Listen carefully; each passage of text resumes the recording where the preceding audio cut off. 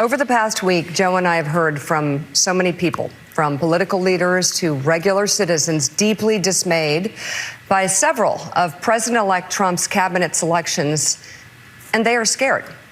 Last Thursday, we expressed our own concerns on this broadcast and even said we would appreciate the opportunity to speak with the president-elect himself. On Friday, we were given the opportunity to do just that. Joe and I went to Lago to meet personally with President-elect Trump. It was the first time we have seen him in 7 years. Now, we talked about a lot of issues, including abortion, mass deportation, threats of political retribution against political opponents, and media outlets. We talked about that a good bit. And it's going to come as no surprise to anybody who watches this show, has watched it over the past year or over the past decade, that we didn't see eye to eye on a lot of issues, and we told him so. What we did agree on was to restart communications. My father often spoke with world leaders with whom he and the United States profoundly disagreed.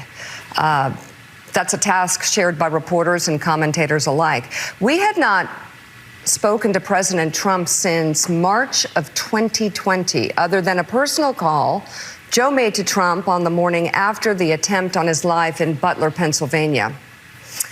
In this meeting, President Trump was cheerful, he was upbeat, he seemed interested in finding common ground with Democrats on some of the most divisive issues.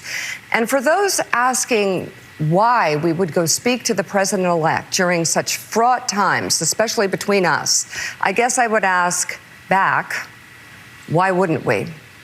5 years of political warfare has deeply divided Washington and the country. We have been as clear as we know how in expressing our deep concerns about President Trump's actions and words in the coarsening of public debate. But for nearly 80 million Americans, election denialism, public trials, and January 6th were not as important as the issues that moved them to send Donald Trump back to the White House with their vote.